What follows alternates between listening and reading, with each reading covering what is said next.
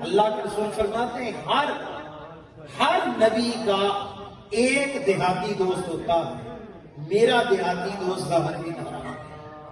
اللہ کے محبوب پاک اس کو اپنا دوست رکھتے ہیں، لیکن حدیث پاک ہے ان کا چہرہ ایسا قریب تھا، بد شکل چہرہ تھا، عجیب عجیب نقوش تھے، لوگ ان کو اپنے ساتھ نہیں بٹھایا کرتے۔ اور میرے محبوب پاک کی شان، جب وہ آتے اللہ کے محبوب پاک مسکرا کر ملتے، سینے سے گلے سے لگا کر ملتے، وہ ادب میں نیچے جھکتے، اللہ کے رسول اٹھا کے سینے سے لگاتے۔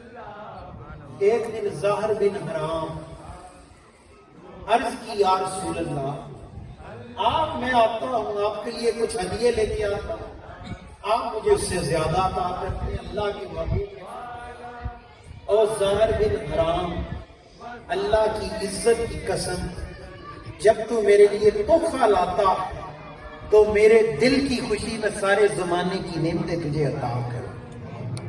وہ اتنا خوش ہوا، یہ جملہ اس کے لیے کافی تھا، جھومتا ہوا جا رہا، لوگوں کو محبوب پاک کی خوشخبریاں سنا رہا۔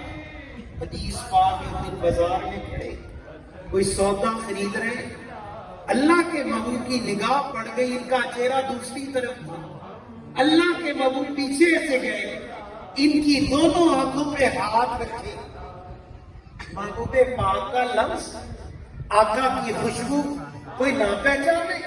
یہ ممکن ہے؟ اس نے جیسے ہی دیکھا اللہ کے محبوب نے ہاتھ پیچھے سے باندھ رکھے، پکڑ رکھا ہے، جکڑ رکھا ہے، وہ سمجھ گیا۔ اللہ کے محبوب نے فرمایا کوئی ہے جو مجھ سے ظاہر بن حرام کو خریدے، میں اس کو بیچنے آیا۔ محبت کیا؟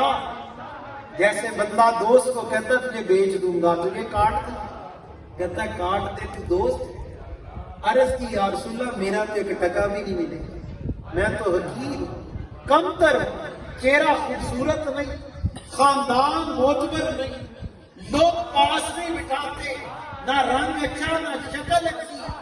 میرے محبوب پاک نے فرمایا ظاہر بن حرام، اللہ کی عزت کی قسم، اگر تیرا مول میں لگاؤں تو ساری دنیا مافیات کی چیزیں ایک طرف تیری قیمت ان سے زیادہ ہو جائے۔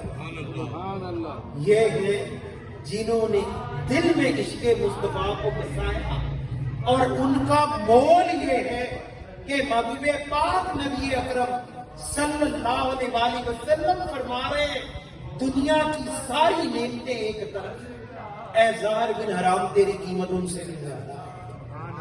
یہ خودی رسول پاک کا غلام بے خبری میں نہ مارا جائے کہ میری تو کوئی قیمت ہی نہیں، میری کوئی حیثیت ہی کوئی نہیں۔ میرے بھائی، تو محبوب پاک کا غلام بن جا، خدا کی قسم اللہ تجھے انمول کر دے گا۔